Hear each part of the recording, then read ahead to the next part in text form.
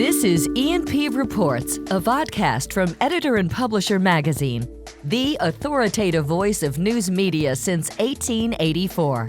Serving newspapers, broadcast, digital, and all forms of news publishing. And greetings once again, Mike Linder, publisher, E&P Magazine. As always, we kick off with quick housekeeping. If you're listening to this program on whatever podcast platform you prefer, there's a lot of P's in that one there, Ryan. I like alliteration. Please follow us. Watching on YouTube, where you see Ryan's face and mine, go below us quickly, hit the subscribe button, smash the bell to the right, or do whatever you feel like doing to it. You'll get an update each and every time you upload our weekly vodcast series, E&P Reports. Old friend, known for over 20 years, Ryan Dohrn. If you've lived under a rock, you don't know who Ryan is in the media business, but most of you do. Ryan is, I would say, one of the preeminent sales experts in the industry today. You have a consulting firm where you still consult media companies far and wide. You're also the CEO of Niche Media. Am I correct with that as well, sir? That's correct.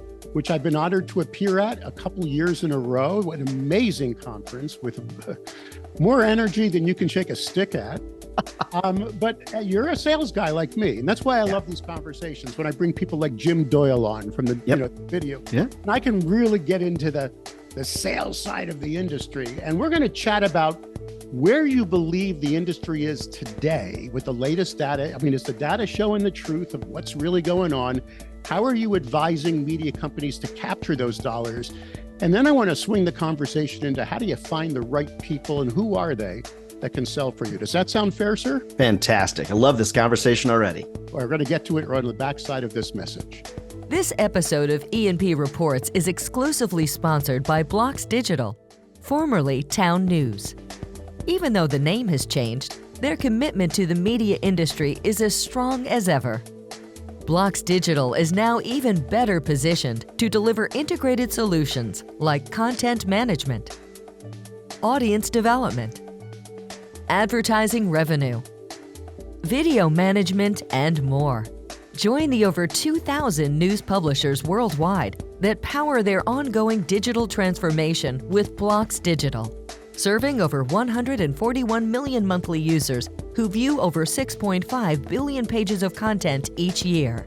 You can trust Blocks Digital to empower you, to connect you at scale with the community you need to reach. Blocks Digital, formerly Town News, now reimagined to help meet the news publishing challenges of tomorrow and beyond. Learn more at blocksdigital.com. Okay, Ryan, first, you got Burrell predicting a 4.5 or 4.6% increase in total ad spend over the next year. BIA Kelsey's doubling that now, saying it's 9%. Both are showing advertisers being in a good frame of mind, which I find interesting because some of these studies are taking place during wars. Right, right. I mean, when you remember when we go back to the days when conflict erupted, we used to sometimes watch advertising drop, but there seems to be a good feeling, and both are showing a slowdown in digital and kind of like either growth or just we've hit bottom when it comes to legacy. In other words, magazines, newspapers, broadcast are not passé anymore. Actually, they're being part of the media mix. Are you feeling that when you're talking to your media clients far and wide? Are you? Yeah, indeed. I really do agree with the data because the data is good data that we're working from and it's not outdated. The other piece is the trustworthiness factor, as reported by the likes of Nielsen, is so unbelievably high. The Poynter Institute most recent study, 74% of citizens trust local community media, local community papers. There's also this very brief and interesting story, like my brother, who's 40 years old, lives in Denver, has got two smaller children, loves their community paper. I said to him, yeah, but it's all online. He said, yeah, but I like the little papers, what he calls it, the little paper. So I feel like there is a bit of a cycle that's occurring when people get so saturated with digital, they're like, hey, I don't want to see anymore when I get home at night. And they like the visceral experience of looking at a community paper. But I think the biggest thing is saturation. And that really is where I'd love to focus for a couple seconds. Everybody's doing digital. So when a salesperson is out on the street, Mike, and they say, just like, you and I have done for years, they'll say, well, we're the advertiser, we're doing digital. Well, are you doing digital or are you talking about social? Because social's one marketing strategy and digital's a separate marketing strategy, but they're both so saturated that people aren't seeing the results they once did. So they're cycling back to traditional media, which is great for all of us. It's funny that there's a growth in direct mail, which I'm finding fascinating with all the programmatic hyper targeting that you can still do. I mean, and we know Google's making some changes in the future, that people are going back to buying a neighborhood zip code and sending it in the mail. But I think it sticks out more now, right? It does. 3.4% response rate now. It's some of the highest we've seen. And because think about it, email marketing is just not as effective as it once was. You and I both see it in the emails that we do. People still open them and read them. But that direct mail piece, I think for the niche media conference, we're going to do postcard mailers, save the dates, and stick things in people's mailboxes again. It's the response rate is crazy. But the cool part is, editor and publisher, it's high-end direct mail. That's what it is. Yeah. And that's why we know who's getting it and why it works so well. Savviness of buyers. This is one of, I talked to Jim Brown on this program just a few weeks ago, and he said that almost a 30% rise in local understanding of media concepts. Like if you were selling 5 years ago, most people didn't understand what email pushes were, or didn't understand lists or even display ads or video or OTT. Now, 1 out of 2 buyers you trip across, do you see that as well? Have a much more, how should I say, savviness when it comes to understanding media concepts. You agree? Sure. I would say in general, there is the knowledge base of the local advertiser is much higher, but I still believe that we have a need for marketing summits to be held with advertisers and to teach them and do the things that you recall you did in the past, were kind of a pioneer of, and that is bringing these people together to educate them about marketing strategies, because an educated buyer will buy more stuff. But the other thing is, Mike, as fast as we feel like digital is growing and new ideas are coming out, quite honestly, we've had programmatic for almost the last 4 or 5 years. So people have had an opportunity to kind of catch up. And the shiny object syndrome has kind of worn off a little bit. And so, people have gotten to a point where they're not so much has changed in programmatic that now they haven't caught up on it. If you look back, though, 5 years ago, brand new, everything was new. What are these ads that follow us around? What is this? What is that? People were kind of overwhelmed. Now they've had basically 5 years to kind of catch up, and not a lot in the last 5 years has dramatically changed. We're not delivering programmatic that much differently. The other thing I'm noticing, and Jim backed me up on this, is that what's old is new again. Buyers are responding to, God forbid, reach and frequency discussions again. I mean, remember TOMA? Yes, I do. Top of mind awareness. Right. I mean, like, you have to achieve this top of mind awareness. It's back. Buyers are understanding branding is important and connecting to the community is important again. And I think we should dust off, this is just my 2 cents, dust off those old reach and frequency packages and get back out with them again, rather discussing media, discussing message. Do you agree? I agree. And so what I teach is the triangle of marketing success. And that really is traditional media as the base and on the bottom, digital and social, digital on one side, social on the other. But there's 3 things on that triangle we do for advertisers: bring in new business on the bottom. On one side, re-engage past customers. On the other side is retention and referrals. So if you use the triangle to show, here's the 3 things you should be doing as a successful business, and here's the 3 things that we do for you on that marketing triangle, it's all about TOMA. And it's bringing back to those good old conversations of the reason you advertise is because when people see your name and brand enough and they have a need, they're going to think of you first. That's the goal. It's not magic. And if we can stop trying to sell magic, that's the bad part. We're not selling magic. We're selling marketing. And when we sell magic, people want results like this. When we sell marketing as a holistic experience and advertisers are educated, we get more money from them. That's why we should spend budget for educating. And that's why I love those marketing summits. Not a lot of people are doing it, Mike. We need to get back to it. I think you're right. I think that buyers are craving knowledge again. And correct. And too many people are just pitching product.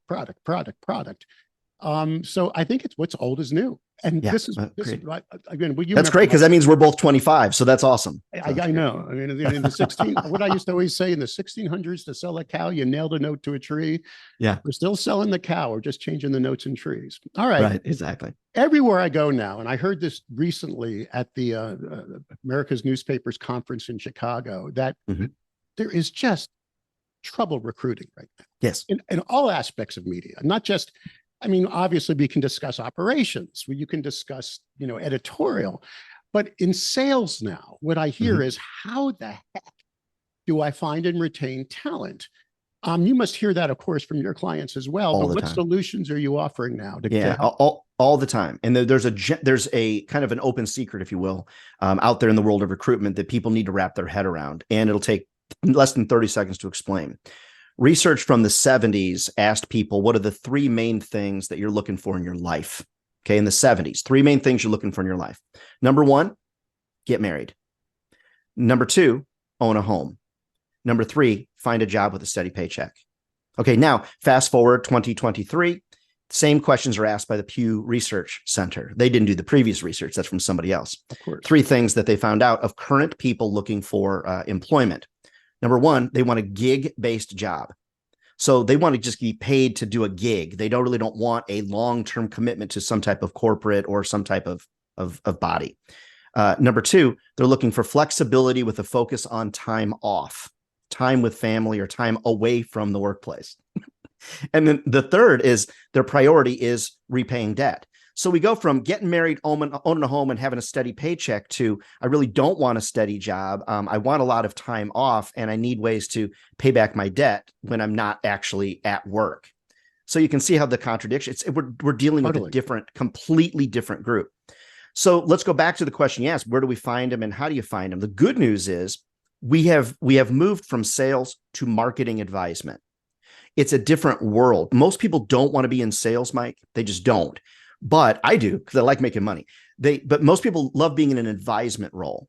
So what I'd love for people that are listening to the podcast or the podcast, whatever, is to think about what can you do to create marketing advisement roles. So when you're hiring somebody, you're really not hiring somebody for sales as much as you're trying to hire a marketing advisor so that they can go out to local businesses and begin to advise them on marketing solutions based on common scenarios and recommendations.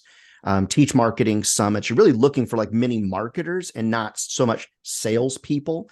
And all of a sudden, you'll start finding a different group of people will start applying for those jobs. Marketing is sales and sales is marketing is what I'm trying to say. So how do you find them? What is the best mode of recruitment? Is it still like networking, LinkedIn, get to know the people in your city or town, or is there some magic bullet you have found? Yeah, so you definitely are not going to find them on Monster and ZipRecruiter and all those, all those websites, in my opinion. You're going to find them by stealing them from other companies or recruiting them from other groups. And I know it sounds bad to poach folks, but when I go to a meeting or something like that, and I'll say, hey, do you know of anybody looking for a media sales marketing job? I've got an availability. Anybody that send them my way. And the number of times they'll say, what do you got? I might be looking. Because those that are looking for a job in sales, that means they weren't probably good in sales. Because if they were good, they wouldn't be looking for a job. So it's so true. It's so true. Right? Yeah. So I think that's one of the first things that you want to do. You want to switch from asking for salespeople to people that are marketing advisors. The second thing is using pre-hire assessments. Each week, I'll run 6 or 8 assessments of people before you hire them, because we know what joy characteristics people need to be successful in sales. Are you discussing we can test personality dynamic testing, or what is this assessment? Great question. It's actually different than that. I work with this group called Harrison, and this isn't a pitch for me. It's just so people get an understanding. Harrison, it actually identifies the 10 joy characteristics that salespeople need to find joy in doing. Being a business analyst, being somebody that enjoys psychology, being somebody that enjoys being persistent, those type of things. Right. The Harrison assessment identifies whether the individual taking the assessment will find joy in the 10 characteristics needed to be successful in sales. So while it does identify their personality, it's not a DISC assessment. because I need to know if they're going to be successful in the sales business. So pre-hire assessments, I think they're well worth the money, whichever one you choose. It's going to answer a lot of questions for you before you hire somebody. Last time we chatted, I was reviewing our conversation. It's been about a year. We talked about the qualities of the sales coach, the leader, being the most essential part of the equation for retention. I assume nothing's changed there. Every time you visit a media company, I mean, you can call them the sales manager, the coach, the leader, the boss, whatever, the person who's managing the team. Is that still a critical part of retention? But unbelievably critical, because all the experts will tell us that people don't leave companies. They leave toxic leaders. They leave because they don't like their boss. So most of the time, whenever I left a job, it wasn't because I didn't like Walt Disney. It's not that I didn't like the Disney company. I didn't care for the boss, just as an example. So when you think about those things, it is important to be a really good executive coach. And unfortunately, most leaders, most sales managers don't know what it means to be a coach. And so I think that there is some executive education that could occur. As I became certified to be a coach, I realized, I have been mentoring people. I have not been coaching them at all. And once you all of a sudden start realizing that, mentors download information and coaches help you discover the answers inside of you.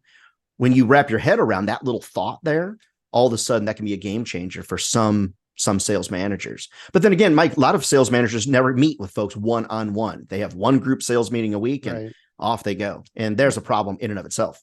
And then again, I still see it when I visit media companies that they tend to promote the person who's the top biller because they obviously have the skills, because they were built. Almost never works, right?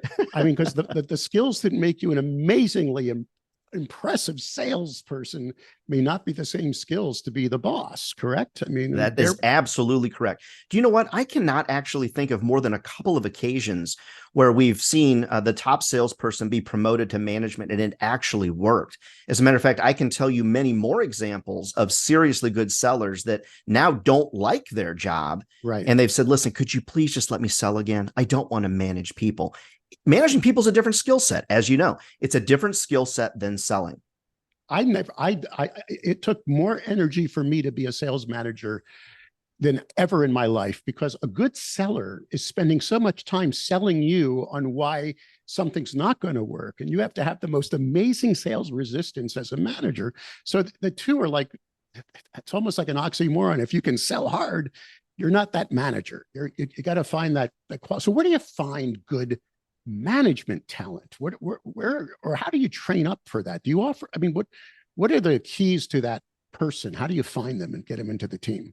Yeah, so normally, you really do want to have somebody that has some type of media background, because there are going to be so many juggling of parts and departments and things like that.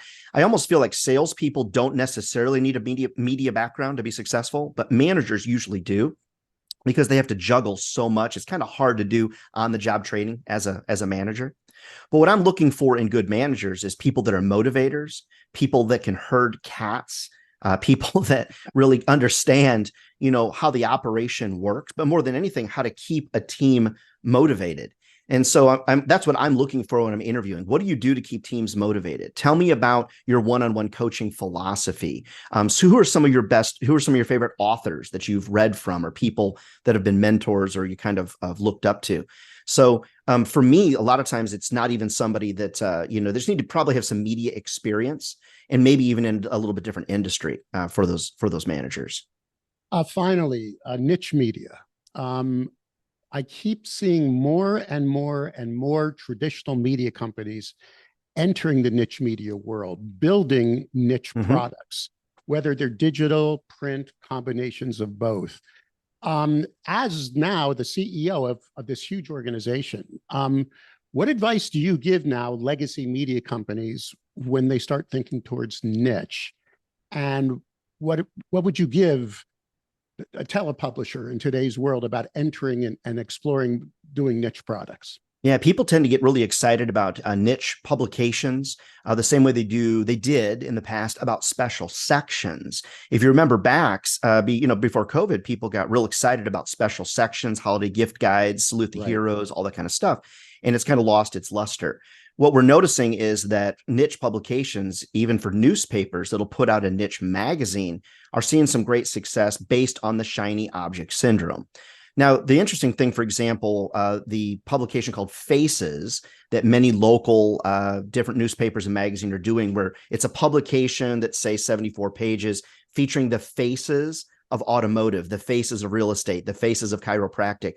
Those niche publications are garnering some good money and gain some good momentum for about 5 years, because folks just really like to be involved in those special shiny object projects. But after 4 or 5 years, you got to drop it. That's the problem we had in the newspaper space. We didn't know when to say when on special sections. Right. And so we don't want to get people so hooked on niche. If they get hooked on niche, then the problem is they lose advertisers in the main paper or in the main magazine. So we want to make sure we're always coming up with new shiny objects to keep these advertisers excited about it. But the niche publications fall in all different categories. There could be business categories for things like Faces. I've got a gentleman in Fargo, North Dakota that is doing a publication called Great Places to Work. So it's all a publication about great places in Fargo, North Dakota to work. Those types of niche publications get advertisers excited because it's something new to talk with them about. Now, I'd suggest you should sell them into a plan that is the niche publication as well as is in the newspaper and our digital, not one or the other. But no more is it just like a home section in the paper. It's like literally a home guide that is a 34 or whatever page, nice looking publication that's printed like a magazine. And newspapers are doing well with it and people are buying it. And hey, if they're buying it, I suppose we should be selling it, right? When's your next event? I'm going to let you market it right now. Oh, that's great. Well, we'd love to have folks come to Chicago, April 17 through 19, 2024. And right now we're planning on about 350 folks coming and getting together. And we're going to see all kinds of conversations about AI, all kinds of conversations about new sales strategies, and lots of focused on emerging technologies. So love to have our publishers and their salespeople come. And I've got 4 new classes I'm going to be teaching on the sales game. And so hope love to see you and Robin there as well in Chicago. And that's nichemedia. And nichemediaevents.com. nichemediaevents.com. Ryan Dohrn, your email address. ryan@ryandohrn.com is where you'll find it. He was pointing to the screen. If you're listening, it's RyanDohrn. Ryan, always a pleasure. Thank you for joining the program. Thanks, Mike. Appreciate you.